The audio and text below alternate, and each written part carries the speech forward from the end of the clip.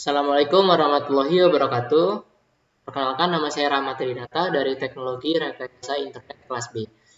Pada video ini saya ingin menjelaskan tentang kode program yang telah saya buat, yaitu bertujuan sebagai mengidentifikasi jenis segitiga berdasarkan nilai-nilai panjang sisi-sisi segitiga yang sudah diinput oleh user. Oke, pertama saya ingin menjelaskan tentang proses awal pada kode ini. Pada proses awal, pada kode ini yaitu akan meminta input dari user, yaitu sebagai sisi pertama, sisi kedua, dan sisi tiga. Setelah itu, sebelumnya ketentuan dalam penginputan tersebut yaitu harus berupa bilangan positif. Jika tidak, akan mengoutputkan bilangan yang meminta penginputan kembali. Setelah melakukan penginputan, kode akan langsung masuk ke dalam proses mengidentifikasi triangle atau mengidentifikasi segitiga berdasarkan sisi-sisi yang telah diinputkan. Oke, di sini memiliki ketentuan atau dari jenis-jenis segitiga yang akan diproses. Jika if sisi 1, sisi 2, dan sisi 3 memiliki nilai yang sama-sama serupa, itu akan mengoutputkan equilateral triangle atau segitiga sama sisi. Yang kedua, jika sisi 1 dan sisi 2 sama dan sisi 3 tidak sama, atau sisi 1 dan sisi 3 sama dan sisi 2 tidak sama, akan mengoutputkan isosceles triangle atau segitiga sama kaki. Jika semua sisi seperti sisi 1 dan sisi 2 dan sisi 3 berbeda, itu akan mengoutputkan scalene triangle atau segitiga sembarang.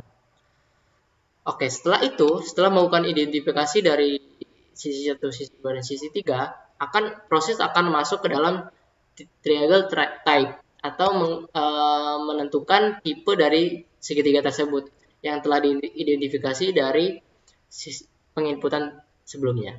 Dan terakhir akan melakukan print atau mencetak dari sesuai dengan hasil dari identifikasi triangle sebelumnya. Oke, selanjutnya adalah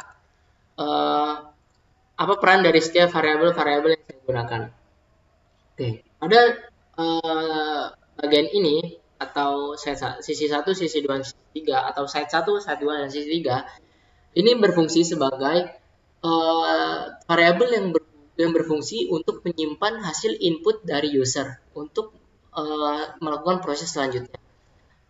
Variabel ini digunakan untuk menyimpan panjang sisi-sisi dari triangle yang akan dibentuk. Kita mengambil input dari pengguna dan mengonvensinya menjadi bilangan bulat lalu disimpan variabel ini. Oke, yang kedua adalah triangle type. Yang ini. Variabel digunakan untuk menyimpan jenis triangle yang sesuai dengan panjang sisi yang telah kita inputkan. Hasil dari fungsi triangle akan disimpan ke variabel ini.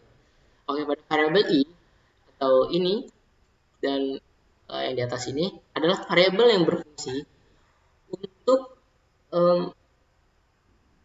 dalam pernyataan all dan extension untuk memeriksa apakah setiap input adalah bilangan positif.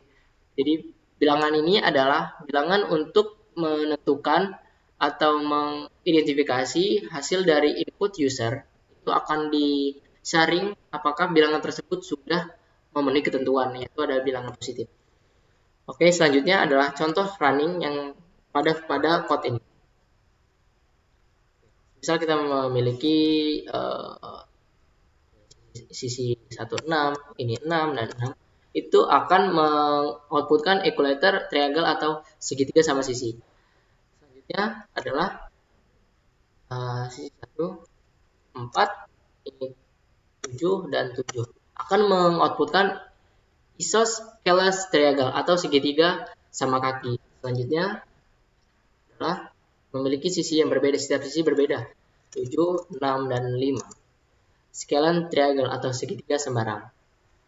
Oke, penjelasan selanjutnya adalah kaidah-kaidah Pipe 8 dan bagian design of the Python yang saya gunakan pada code ini. Pertama, untuk Pipe 8, saya menggunakan naming convention. Program ini menggunakan lowercase untuk penamaan variabel yang dibutuhkan pada Python sesuai rekomendasi PEP 8 seperti lowercase. Yang kedua, code layout atau baris code tidak melebihi 79 karakter pada code program ini. Yang ketiga adalah docstring, penggunaan dokumentasi string pada code ini untuk bertujuan memberikan informasi tentang tujuan dari program ini secara singkat, yaitu ini docstring yang saya miliki. Yang keempat adalah string code, tidak menambahkan spasi pada sebelum kurung tutup dari pemanggilan fungsi. Selanjutnya, penggunaan Zen of the Python. Yang pertama adalah simple is better than complex. Kode ini menggunakan perulangan while ini untuk meminta output sampai input yang diberikan valid. Oke. Yang kedua adalah readability code. Code ini menggunakan docstring, dokumentasi string, untuk mendokumentasikan fungsi secara singkat. Itu ini docstringnya. Berfungsi untuk memberikan informasi kepada pembaca code nantinya untuk memberikan informasi secara singkat apa tujuan dari program. Yang ketiga adalah error solved never pass silently.